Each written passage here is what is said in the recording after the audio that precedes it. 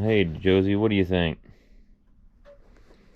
Things like you, hey, things like you makes it worthwhile to keep on going. Yep, yep, yep. Well, guys, a short little video here about this paccar.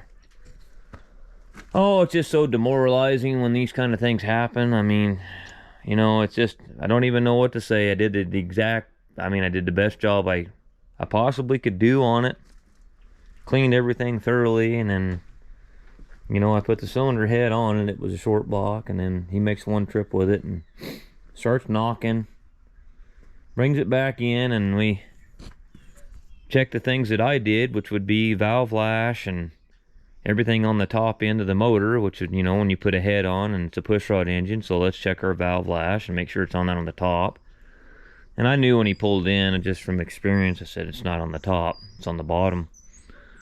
And anyways, everything was fine on the top and on the valve train, and so I pulled the pan off, and I'll have to open the door and show you a little bit of that, and found that there was a bunch of brass looking stuff in the pan, and as soon as I saw the brass, I said, that's small end rod bushings. That's the only place there is brass in this, looking like bronze or whatever you call it, in the whole engine. I said, so sure as hell we looked up on number 5 and 6, and number 1 through 4 look fine. At number 5 and 6, the small ends on the rods, the bushings are failing. So I don't know if there was a lack of lubrication. I don't know if they were machined incorrectly, or if the rod bushings spun in the rod eye, or if they were too loose. But we had good oil pressure. These later model packars, they run around 40 psi going down the road, and then about 25 psi sitting there idling. And we stayed in constant communication on his first day with this thing, and it had good oil pressure. There was nothing wrong there. So I don't know. I mean, if it was my fault, I'll be the first one to raise my hand, because I'll tell you what, guys, it's going to be, what's demoralizing about this society anymore is that corporate America, it's all about the bottom line, and they can't lose money. It's not about right and wrong, quality anymore. It's about money. Money, money, money, money, money, money. That's all it's about. It doesn't matter whether there's so many people on this planet anymore. They know, and I'm not talking about just my dealer. I'm talking about the corporation, Paccar, Cummins, the corporations.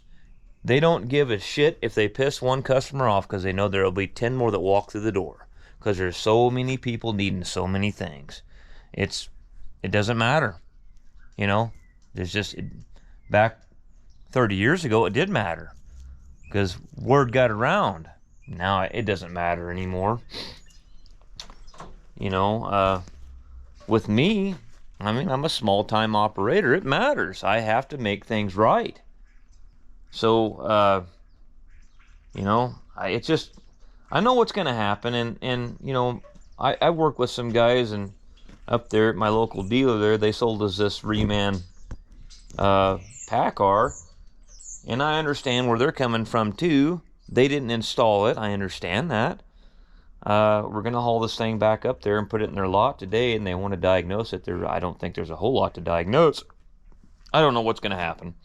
I know that the guy that is the service manager there is a good friend of mine, and I know he's an honest man, and I know that he wouldn't, if he did find something that I didn't do right, which I've racked my brain trying to think what I could have possibly done to make the small end of the rod bushings go out. I mean, if I put a cylinder head on it, if I didn't tighten up something on the bottom end, like this block stiffener plate that we got off here, and I cut an O-ring, well, I would have seen that. I would have started the truck, and the oil pressure would have been low, and I would have shut it off, and I would have found the cause of the problem and corrected it. See what I'm saying? I wouldn't have let it go. So I know that. So that's what I'm saying. Everything, the block stiffener plate was torqued down. That's all I touched. I put the block stiffener plate on. I put new O-rings. There's an O-ring on each end of this tube. I put a new O-ring in here. Put a new O-ring in here, and where the pickup tube bolts to the block stiffener plate, that was torqued down and had O-rings on each end of that too. New O-rings. Came all in the install kit. We did reuse the oil pump. It had good oil pressure. When the crankshaft failed, it had good oil pressure. So I didn't really see the need to change the oil pump. I didn't take it apart, but it didn't come with the short block. I removed it, and I put it on this engine, and I torqued it down. Like I said, even when this engine failed, it still had good oil pressure.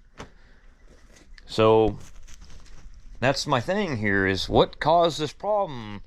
Were the rod ends not machined correctly? Were they too tight?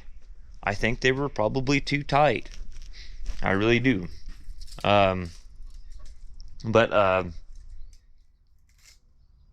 know, it's hard to say. I don't know. All we can do is keep going. I'm going to do whatever I can. If they decide that it is my fault, and I mean, I don't know. I'll probably just go get it, and I'll just tear it apart, and I'll fix it myself.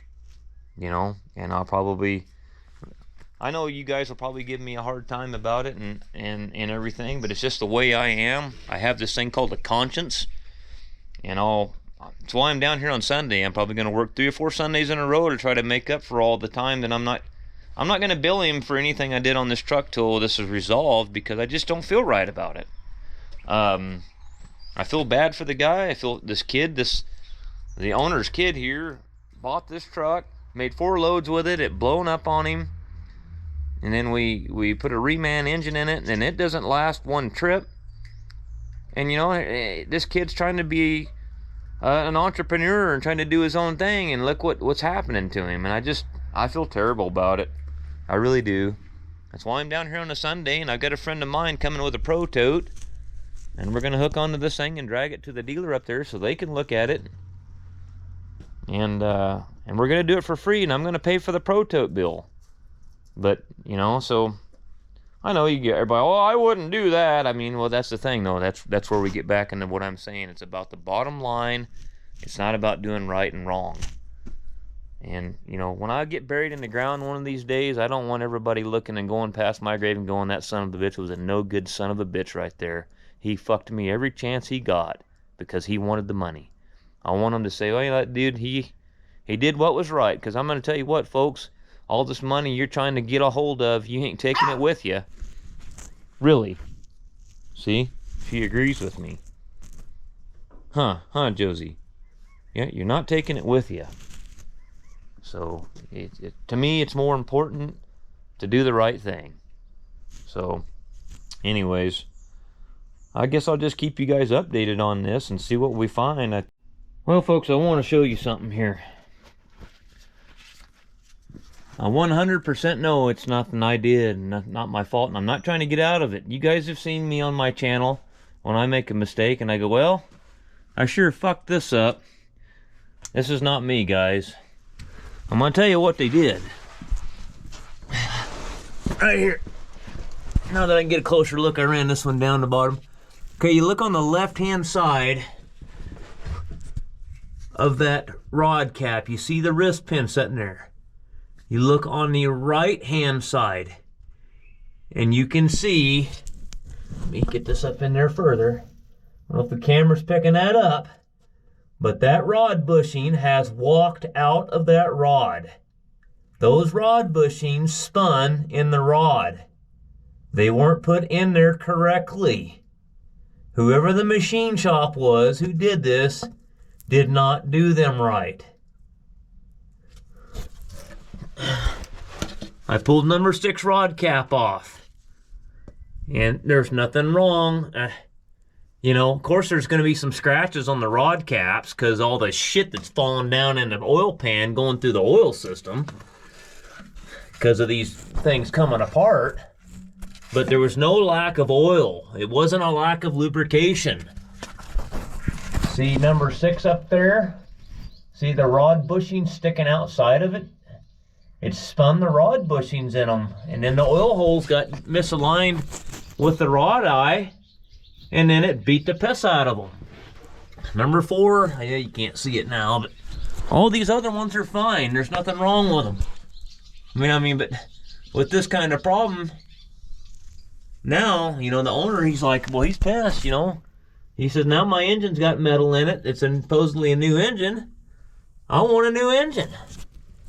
You know, they didn't put them rod end bushings in there right. That's what the problem is. So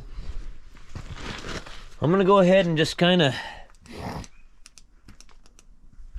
put the damn block stiffener plate and just finger tighten all the bolts in it, put the pickup tube on it, finger tighten that up, and put the pan on it, and we're gonna get the Pro Tote on it and drag it up there, and we're gonna see what happens.